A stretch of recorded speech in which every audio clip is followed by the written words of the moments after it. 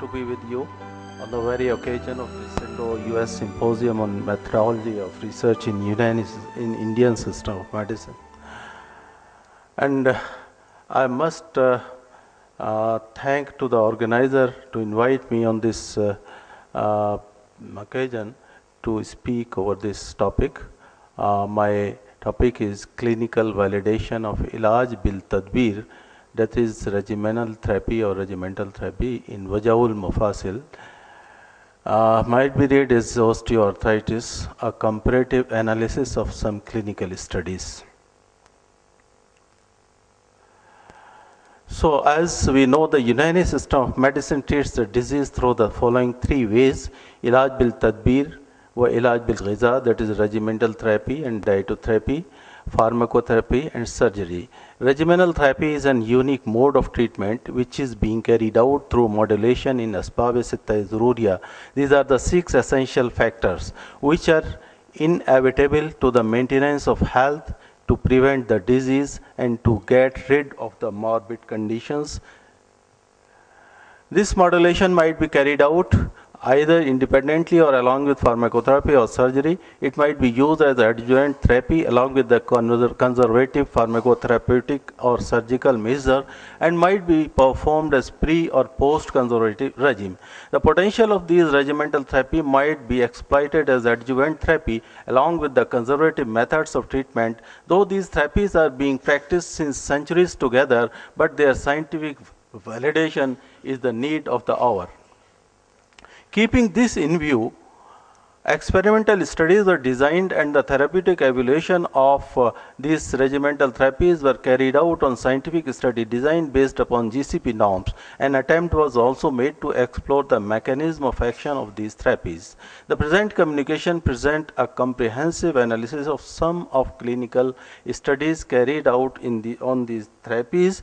These studies were carried out in Jamia Hamdard under the supervision of Professor Shakir Jamil Sahab, and this communication is based on these 4 therapies. So I will take one by one, and I would like to sum up within the limiting period. So first is clinical studies on Hajamat, that is cupping. Title of the study: Clinical Studies on Hajamat bil Shult Wet Cupping and Evaluation of its Efficacy in the Treatment of Wajaul Mafasil. Objectives were to evaluate the efficacy of Hajamat bil Shult, that is wet cupping, in the treatment of Wajaul Mafasil. An open controlled study carried out at Jamia Hamdard, New Delhi. 40 cases of Wajaul Mafasil, that is pain in joints, were divided into 2 groups of 20 each. Group A, that is control group, administered with Unani formulation capsule Ojai, a proprietary medicine of Hamdard, 2 numbers in morning, and Majune Suranjan, a pharmacopoeial preparation of Unani medicine, in evening, 5 grams in evening orally, and Rogane Suranjan locally at bedtime. Group B, that is test group, administered with Unani formulation as in Group A, along with the Hajamat bil Shult, that is cupping, wet cupping. Duration of study was 1 year. Duration of protocol therapy 6 weeks. The laboratory and radiological investigation were carried out before and after treatment. Clinical assessment was done every 2 weeks. Cupping was performed every 7th day. Results were: among the clinical parameters in joint pain, the improvement was significant in both the groups on 14th, 28th and 42nd day, but it was more significant in test group, that is p-value less than 0.001. In morning stiffness, the improvement was not significant in control group on 14th, 28th and 42nd day, but it was significant in test group. In joint swelling, the improvement was not significant in control group on 14th, 28th and 42nd day, whereas in test group it was significant on 14th, 28th and 42nd day. In restriction of movement, in control group, improvement was not significant on 14, 28 and 42nd day, whereas in test group it was significant on 14, 28 and 42nd day. In muscular weakness, in control group, the improvement was not significant at all the follow-ups, whereas in test group on 14 day it was not significant, but it was found significant on 28 and 42nd day. These two groups were compared with each other on the basis of change in clinical findings. The improvement in test group was found statistically significant in comparison to control group. So, as a conclusion, we can conclude that it was concluded that Hijamad bil Shuth in combination of Unani formulation is a much better treatment for Waja'ul Mufasil, that is arthritis, in comparison to the treatment with formulation alone. There was no change in safety parameters after the intervention, hence it was concluded that intervention was safe. No side effect was reported in both groups during the study. So our next study is clinical studies on taliq, that is leaching. Objectives were to evaluate the utility of Ilaj bil taliq, that is leaching therapy, in osteoarthrosis, relieve signs and symptoms, and to improve quality of life, to provide safe and effective alternative therapy for osteoarthrosis and avoid the toxic effects of NSAIDs. So material and method was study design, open randomized control, duration of study 1 year, duration of protocol therapy 6 weeks, sample size was 40 cases in 2 groups, 20 in test group and 20 in control group. The trial group, that is group A, received leaching therapy with traditional Unani herbal formulation, that is Safufe Mafasil Khas. Powder 5 gram twice daily. Composition of SMK powder is given here.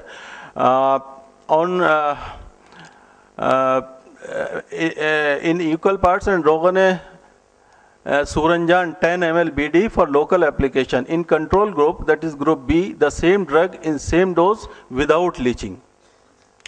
On day first, that means on visit first, patient stopped their NSAIDs therapy, started receiving leech therapy. 3 leeches were applied on the maximum tenderness point of the particular area of knee joint. All the patients were having knee osteoarthrosis. On 14th day, second visit, and on 28th day, third visit, and lastly 42nd day, fourth visit. Next. So primary outcome measure was measured by WOMAC pain score. Secondary endpoints consist of all the other WOMAC subscores and the WOMAC total score also. During the study, active range of motion, knee flexion, and the 8-meter walk test were also carried out. Mixed models were used for statistical analysis. After 6 weeks, significant improvement in disease-specific symptoms were observed in the cases taking leaching therapy along with the traditional Unani formulations. Pain level of leaching group, that is test group, decreased by 29.0%, stiffness by 58.87%, functional ability increased by 40.56%, and WOMAC total score showed overall change by 45.1%. Whereas control group, that is group B, showed decrease in pain by 14.39%, stiffness by 8.04%, increase in physical function by 18.39%, and WOMAC total score by 11.66%. 8-meter walk test showed 6.87% improvement in test group in comparison to control group, in which 2.86% change was noted. So we can conclude that leaching therapy was found safe and well tolerated. Leaching as an adjuvant therapy with the conservative formulation showed significant results in comparison to the conservative treatment alone. In addition to the efficacy of the leaching, we have tried to find out the mechanism of action of leaching therapy.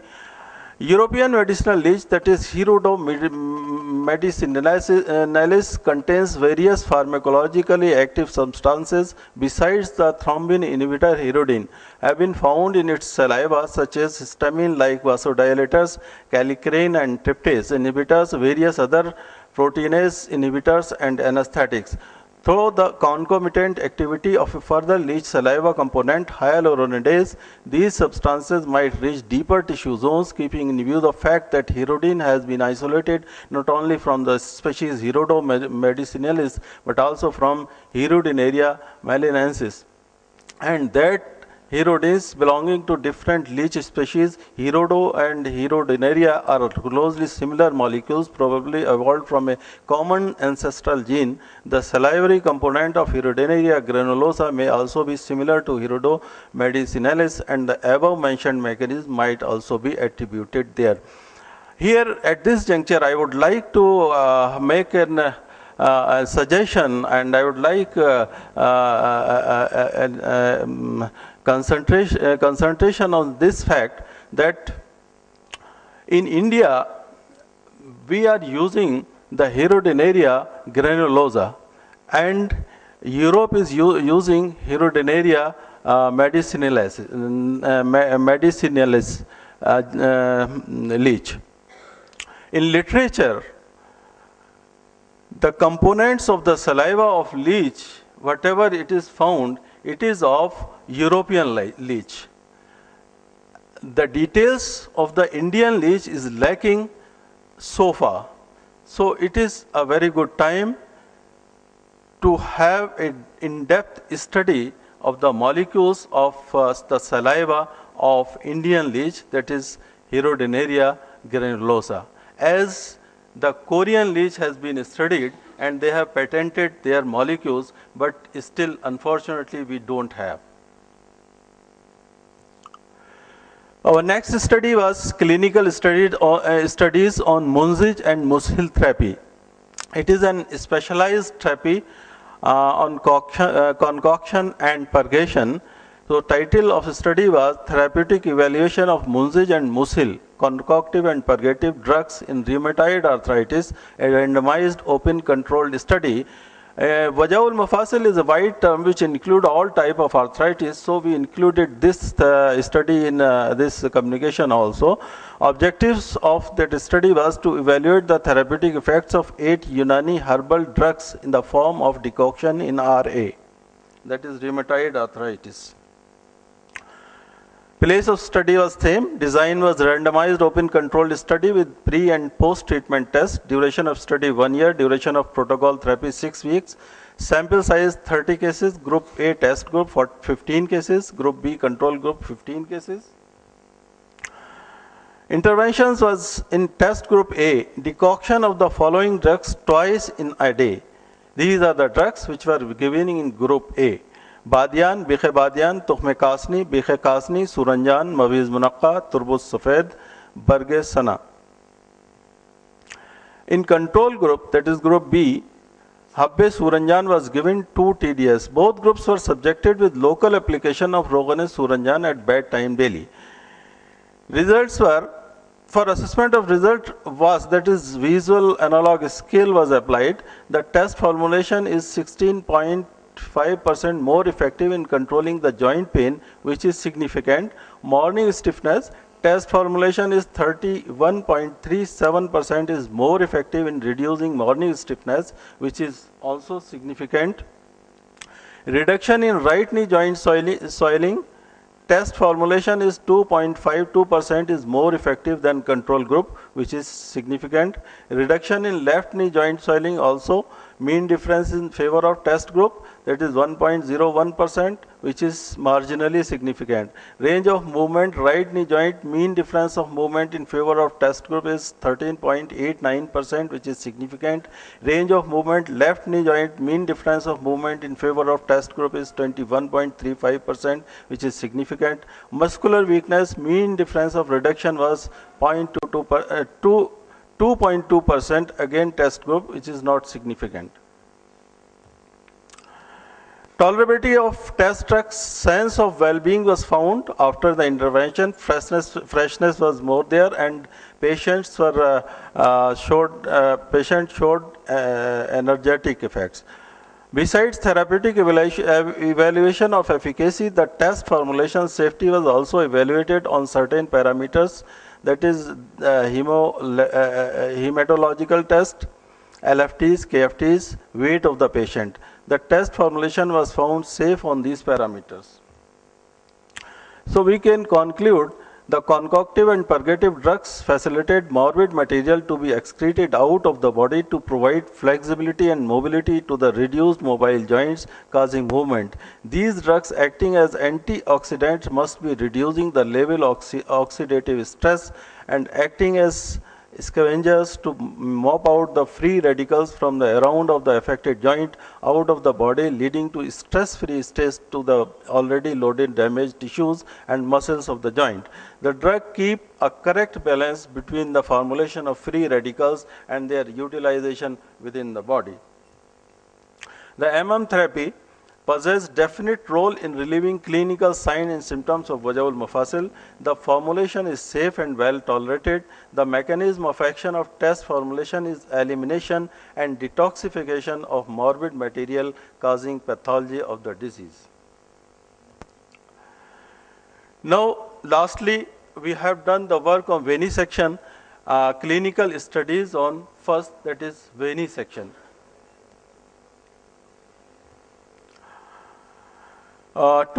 Before going to the clinical efficacy of first, we have to understand this mechanism of action of first.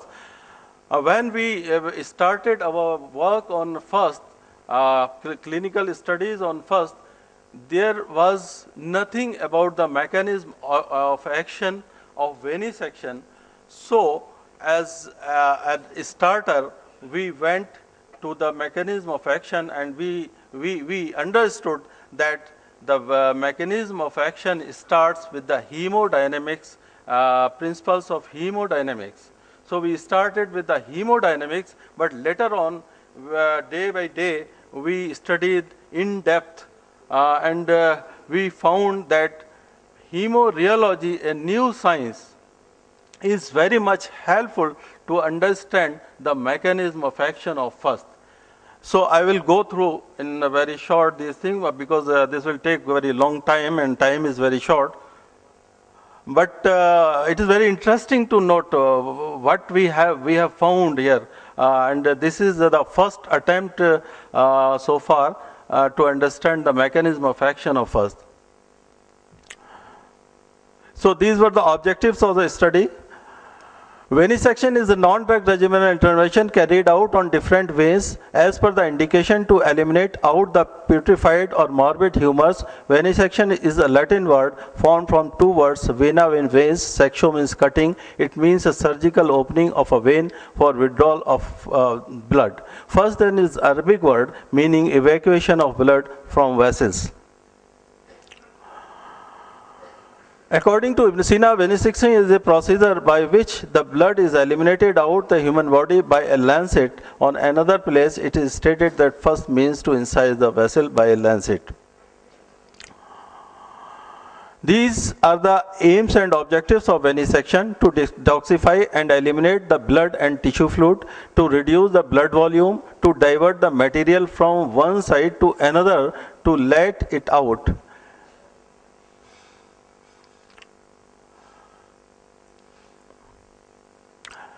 So here is the possible mechanism of action of first. We start with this principle of first. These are the three principles which I have already told you.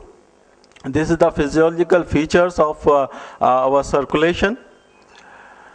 Through these features, the blood propels in the veins, and on different places the pressure of the venous blood is different, and we can see here it is near to zero centrally, means near to heart, and peripherally it is more.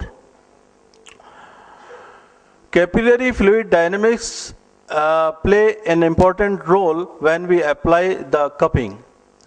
We see at arterial end, the hydrostatic pressure is 35 mmHg, and the osmotic pressure is 25 mmHg.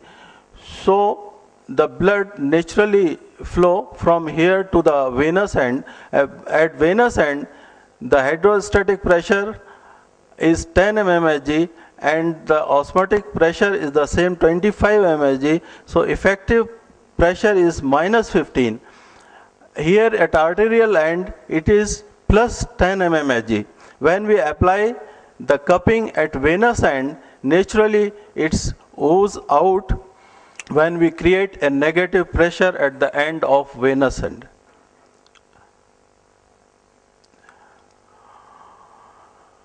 This is the fundamental things which we thought when we started the mechanism of action. But later on, we go through the hemorrheology. Hemorrheology is a science of flow of blood, which includes the physiology of flowing of blood as well as the deformation in flowing structure and composition of the blood. There are two very important things in Unani system of medicine when we discuss about the production of the disease: quantitative disturbances and qualitative disturbances.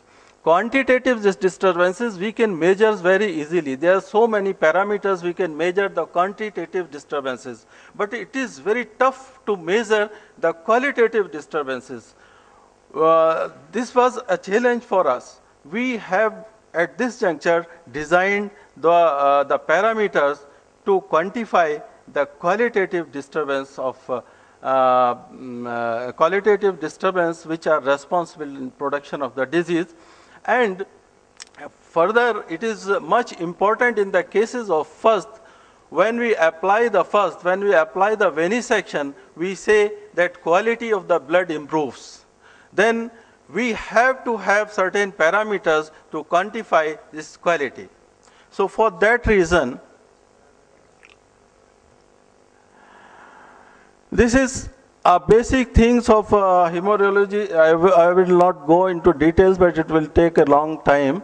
There are two portions. When blood travels in the vessels, there are two portions of plasmatic zone, one in close proximity to the vessel wall, which is immobile in nature, internal to this, which is mobile. Fluid of plasmatic zone contains series of layers. Velocity of layers decreases progressively to 0 at vessel wall. Fibrinogen is regarded as one of the main risk factors in the development of different vascular complications. Farias and Lindquist studied the viscosity of blood in microcapillaries, which is known as Farias-Lindquist effect. According to them, there is decrease in apparent viscosity with the reduction in the radius of the tube. So there are certain parameters which can be used to quantify the quality of the drug, the quality of blood.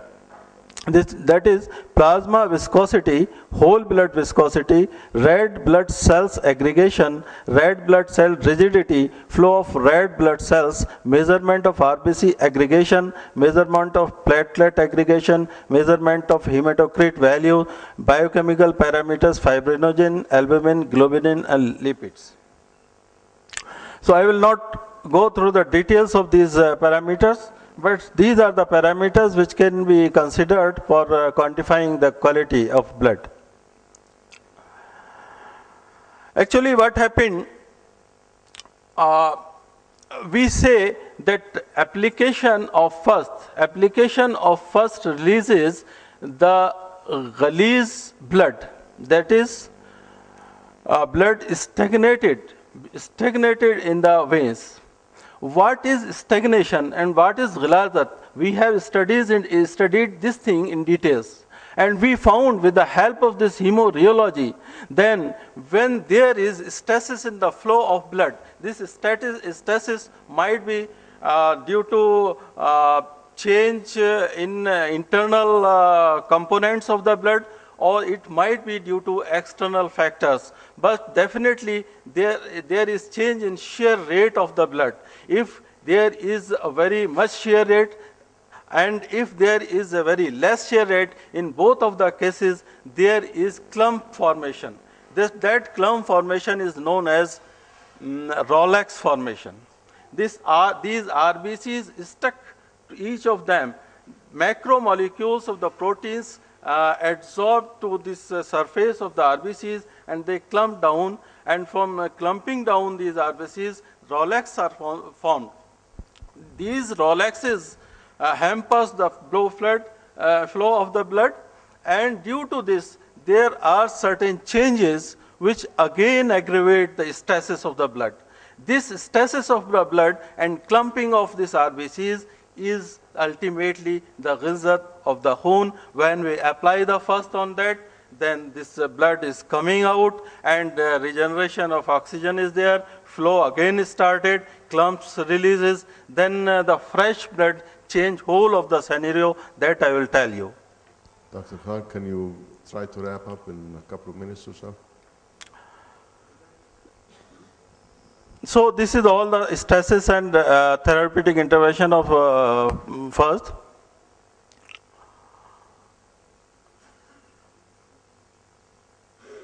Now I will go through quickly the results.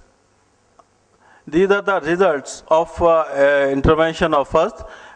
First slide is depicting the effect of the first on pain. So you can see here that just after the application of first venesection, there is a sharp decline in the pain, but it maintains on second and third. But comparably, it is better in comparison to that control group. In morning stiffness also, it's the same story. Reduction in muscular weakness shows the same story.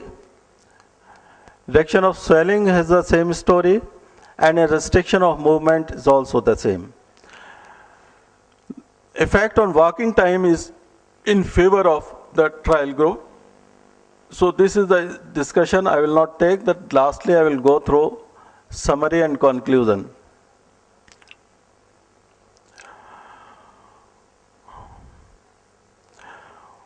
First, that is letting out of the blood through cutting the vein at the main drainage site of the affected joint along with the drugs as used in group A. The duration of protocol therapy was 6 weeks. The following up follow-ups were performed on 2nd week, 4th week and 6th week. The venesection was performed at baseline, 14-day and 28-day. The assessment of the regimen was made on clinical parameters. In addition to that, evaluation of safety and tolerance was also done on hematological parameters and KFT LFTs. Maximum subsidence in pain was reported in group B after the very first intervention of first. Though the subsidence in pain was significant in both groups, the percentage of reduction was more in group B. The difference in percentage of reduction of pain was found significant in group B on all follow-ups. Comparatively, reduction in morning stiffness was also highly significant in group A and B both at p-value, but percentage of reduction was more in group B. The difference in reduction of stiffness between the two groups comparatively was found significant in group B and at p-value 0.001 on 14th day, but it was not on 28th and 42nd day. Improvement in muscular weakness was also reported significant in both groups at different follow-ups, but percentage of reduction was more in group B. The difference in reduction of muscular weakness comparatively in both groups was found insignificant. Reduction in swelling was found highly significant in group B. The difference in percentage of change was also not found significant comparatively in between the two groups. The difference in percentage of change in restriction of movement was also not found significant comparatively. However, there was significant improvement in restriction of movement in both the groups on 14th day, on 20th day. It was less significant in group A but highly significant in group B. On 42nd day, it was again highly significant in group B and less significant in group A.